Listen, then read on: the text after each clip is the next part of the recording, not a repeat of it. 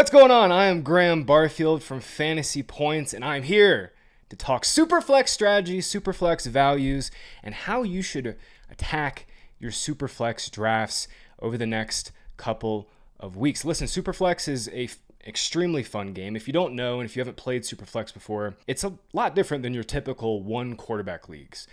You're going to start two quarterbacks. Typically, most leagues start two running backs, two or three receivers, then you have a flex and a tight end.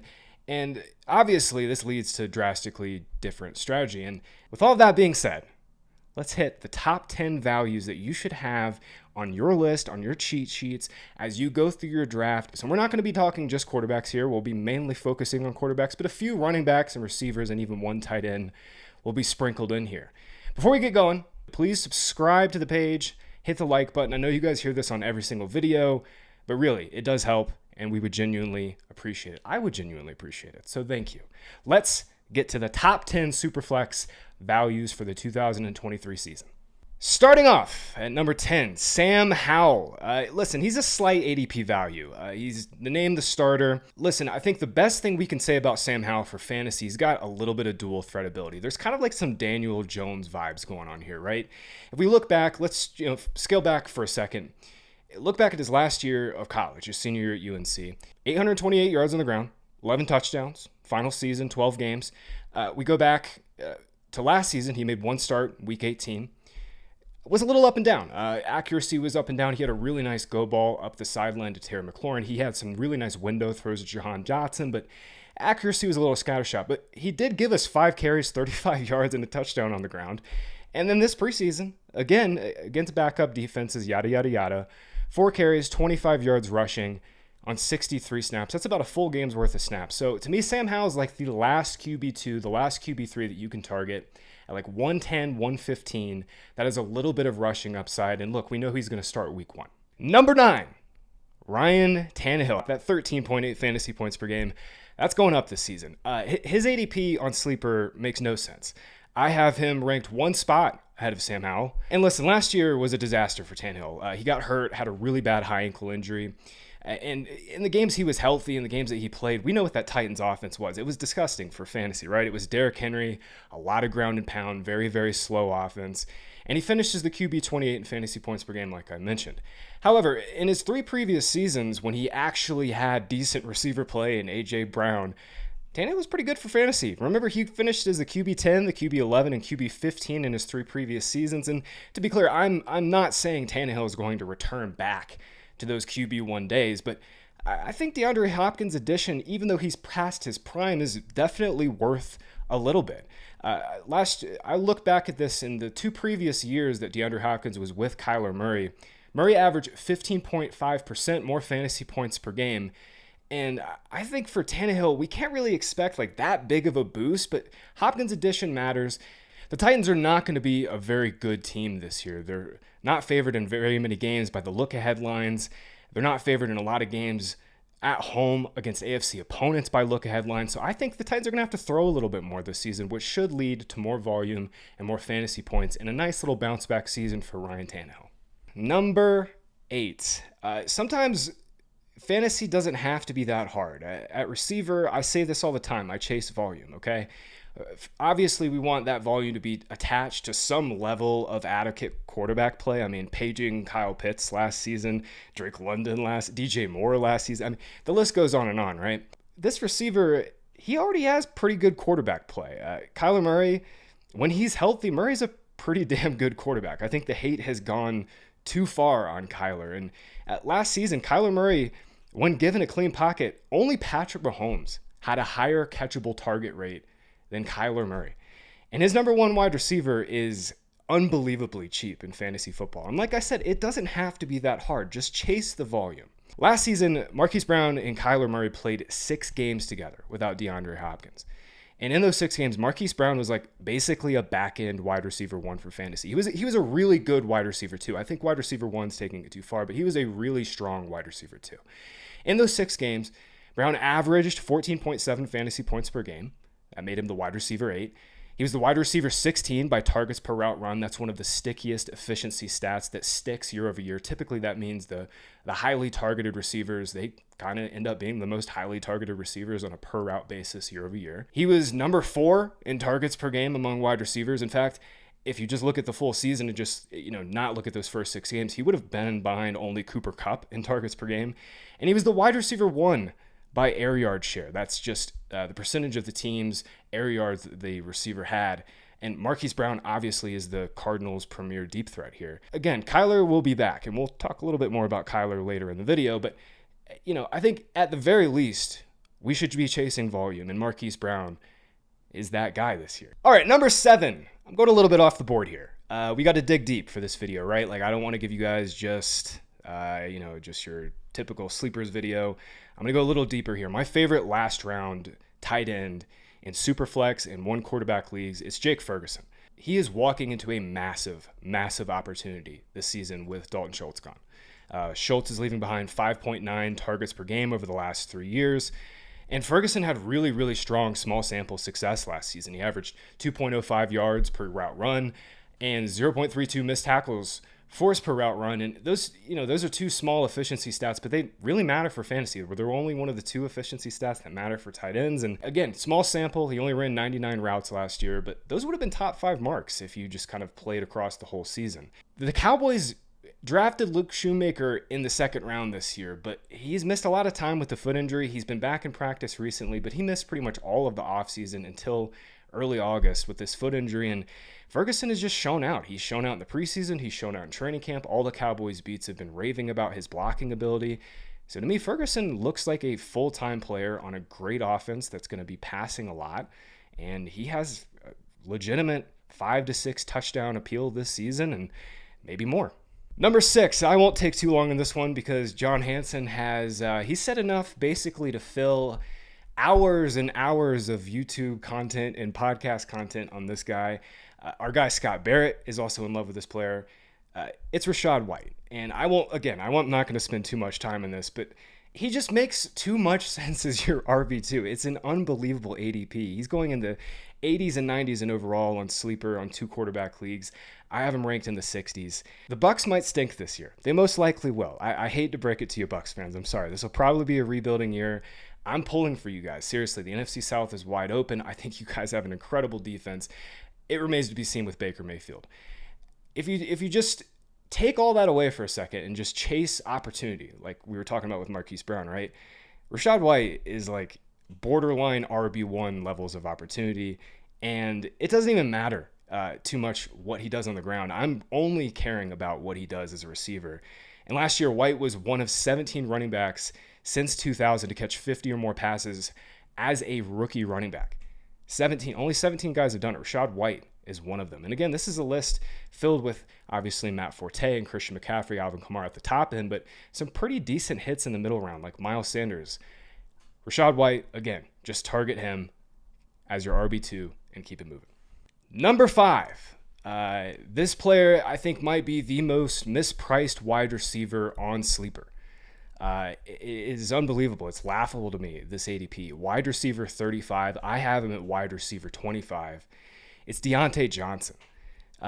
Listen, I know last year was a disaster. 0 touchdowns on a Steelers offense that was pretty bad. I mean, it was pretty hard to watch. The Steelers had a really, really rough sled. They had a really, really tough schedule. But still, Deontay was one of the most unlucky players in fantasy last year. Maybe not even last year, in recent years. His 0 touchdown season was a complete anomaly. And if you just, again, chase volume, we're chasing opportunity, we're chasing targets here. Deontay was one of the premier target earners in the NFL last year. Again, he ranks 16th in first read target share versus zone coverages. That's according to Fantasy Points data, and that's one of our really cool new statistics. First read target share, it's only looking at the targets the receiver got where he was the first read on the play, where it's clear that the ball was meant to go his way and he got the target. So Deontay Johnson was 16th against zone. He was 3rd, guys, 3rd in first read target share versus man coverage. He just dominates targets. Again, it's one of these things where it's a little bit of usage. Like, they should use him downfield more. This is a Matt Canada and offense issue that's for another another longer video. But for Deontay, all he does is earn targets. Last 3 years, he's one of 3 receivers. Only 3 guys have done this to have 140 targets. The other 2 are Davante Adams and Stephon Diggs. Justin Jefferson and Tyreek Hill have both seen 140 targets in back-to-back years. And again, this is like kind of cherry picking, 140 targets, yada, yada, yada. But seriously, this is impressive company. Deontay is one of 3 guys, 140 targets. Last 3 years, Davante Adams and Stephon Diggs. The other 2, again, this guy's wide receiver 35 by ADP. You can draft him as your wide receiver 3 or 4. In PPR leagues, I mean, that's just an absolute steal. Number 4 value this season in Superflex leagues is one Kyler Murray. I was kind of alluding to it earlier this season, so let's get right into it. Kyler is kind of this, I don't know, he's become this almost like a linchpin for just hot takes on social media. You either love, you either hate Kyler Murray. How about this? I still think Kyler Murray is really good at football. Like, it's insane to me, the discourse here. Like, sure, has he not won a playoff game before? Yes, but we can also attribute this to Cliff Kingsbury and just an offense that got stale. Kyler is coming off a torn ACL, okay? Horrible injury to rehab from. Luckily, Kyler's injury wasn't too complex, meaning he really just had the ACL. And if we look back at recent history, Joe Burrow, Robert Griffin, Deshaun Watson, Carson Wentz are all starting quarterbacks that recently tore their ACLs to varying degrees of severity, right? And all 4 of those quarterbacks returned to play within 10 months of surgery. I would say Burrow and RG3 of that group probably had the worst injuries compared to Murray. And Murray had his ACL repaired to start this year. His 10-month window is then week 4 to week 5 of this season. And he's priced like he's not going to come back to week 10 or even at all. And my value argument for Kyler is probably the most simple argument in the history of fantasy football. But Kyler has finished as the quarterback 14, the quarterback 5, the quarterback 5, and the quarterback 12 by fantasy points per game in his career. Again, Kyler is priced as the quarterback 23. He's going in the 90s, hundreds even in sleeper. He's going undrafted in your one quarterback leagues. Again, you can probably just stash him in your IR slot in your last round pick, or probably pick him up off waivers on your one quarterback leagues. But in 2 quarterback leagues, man, he has win your league upside at 93 overall. Like, very few of those players actually exist. And again, you're going to take L's when you draft players in the 90s. Like, that happens every single year. Why not shoot for the moon with upside with Kyler Murray, a proven quarterback 1? This player is a guy I can't stop drafting. Number 3 value, we're not going to talk a quarterback here. The next 2 players will be quarterbacks, so don't worry, is Tony Pollard. He's my number 3 value on this list, top 3 Superflex value. Tony Pollard. And just go back in time for a second, right? Just put yourself back into last season. It's like October, November. And let's just say something happens to Ezekiel Elliott and he goes out for the season. He has like a foot injury, whatever. Tony Pollard is now the running back 1. In your mind, redraft that season. How early would Tony Pollard go? First round, right? Probably. At the very least, the turn, right? He'd probably go like 11, 12, 13 overall. Wait, okay, hold on. He's not even going in the top 20 in Superflex? Wait, he's not even going in the top 30 in Superflex? He's going 34 overall? Tony Pollard, guys, is win your league in the second round type of upside at running back. This guy is going to absolutely win leagues this season. And the numbers are very simple. Last year, he finishes the RB9 in fantasy points per game, 14.3 fantasy points per game. And if we just only give him 35% of Zeke's vacant red zone role. Again, we're not giving him any more passing down work. We're not giving him anything else in the run game. We're only giving him an extra 35% of the snaps in the red zone based on Zeke's role last year. It would have been enough to take Pollard from the RB9 to the RB5 in fantasy points per game. That's it right there. Last year in the 2 games that Zeke missed, Pollard's red zone snap rate jumped to 68.4%. For reference, that would have beat out Christian McCaffrey. Christian McCaffrey had a 68% red zone snap rate. So to me, we're drafting a Austin Eckler type upside player in Tony Pollard. You can draft him in the 3rd round of your Superflex leagues. Come on. Again, fantasy doesn't have to be that hard, guys. Number 2, kind of obviously a trendy rookie that has league-breaking potential. It's Anthony Richardson. He's going in the mid-40s in 2 quarterback leagues over on Sleeper, and that's a little too low for his upside. I mean, I think he just has clear top 10 potential in his range of outcomes just based on his rushing ability alone. Like, obviously, we know Richardson has work to do to become a more accurate passer. Like, we don't need to spend a whole lot of time on that. Where he wins is very simple. If you go to Mock Draftable, his spider graph for athletic, it's like literally a perfect circle. He is a 10 out of 10 athlete. And to me, Anthony Richardson is like targeting the 2022 version of Justin Fields, last year's version of Justin Fields, the one that didn't have the best receiver core, didn't have the best offensive line, had a really crummy defense that gave up a lot of points. There are going to be games where Anthony Richardson scores like 12 fantasy points and you're going to hate it, but then he's going to completely make up for it with the 28-point hammers he can drop. This guy has league-breaking appeal, and again, he's going in the 4th round of your Superflex leagues. I think it makes a ton of sense to take a stud quarterback 1 in the 1st round. You can wait maybe into, get your running back 2. You get your running back in the 2nd round, get another receiver in the 3rd, or go receiver in the 2nd and 3rd round.